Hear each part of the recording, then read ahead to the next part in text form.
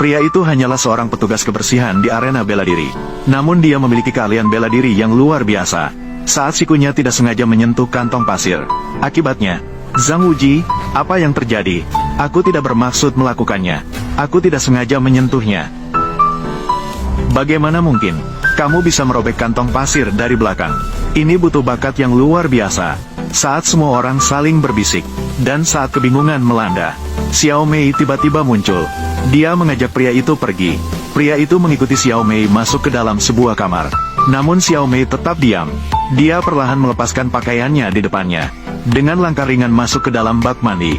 Ternyata wanita itu sudah mengetahui bahwa pamannya yang kejam menyuruhnya untuk memuaskan orang-orang berpengaruh, bahkan mengorbankan dirinya, lalu menunjukkan tekadnya untuk melawan. Dia bertekad untuk menyerahkan keperawanannya yang paling berharga kepada pria itu. Bahkan jika untukmu, aku juga tidak akan membiarkan orang-orang itu mendapatkannya. Namun setelah malam yang penuh gairah, wanita itu berbalik dan tidak mengenalinya. Zhang Wuji, kamu membawa uang ini. Tinggalkan kota terlarang. Nyonya muda, lupakan kejadian hari ini. Mulai sekarang, apapun yang kamu lihat, jangan pernah bertindak. Ingatlah, identitas dan statusmu jauh dari sebanding denganku. Jangan menghalangiku untuk menikahi orang kaya. Pria itu menatap bercampur merah muda di atas spray putih. Pikirannya tanpa sadar kembali ke masa kecil. Orang tuanya disiksa oleh penjahat. Mereka jatuh di depannya. Sejak saat itu dia hidup sebagai gelandangan dan menjadi pengemis, hidup dalam kekurangan dan kesengsaraan. Pada saat itu, Xiao Mei seperti malaikat yang turun ke bumi, menerangi kehidupannya yang kelam. Mulai hari ini, aku adalah penyelamatmu, pengemis kecil. Bawa dia pulang. Ya, dia menyelamatkannya dari kekacauan. Dalam hidupnya yang bebas dari kekhawatiran tentang sandang pangan, dia melindungiku selama 20 tahun.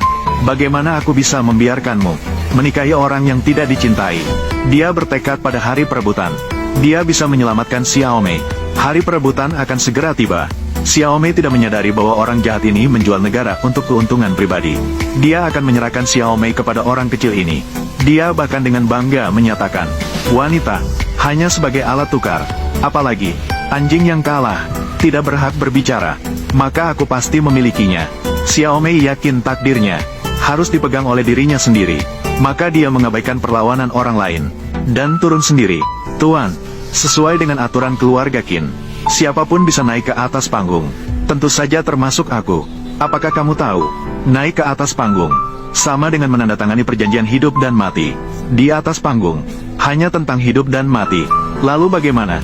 Meskipun aku mati di atas panggung ini sebagai anggota keluarga Qin, aku juga tidak mungkin menikahi orang Jepang ini. Melihat kecantikan Xiao Mei yang memikat, sifat nakalnya terungkap dengan jelas. Bahkan langsung turun tangan sendiri. Xiao Mei dengan tegas membalas, bukan dari keluargaku, tidak akan menikah kecuali mati.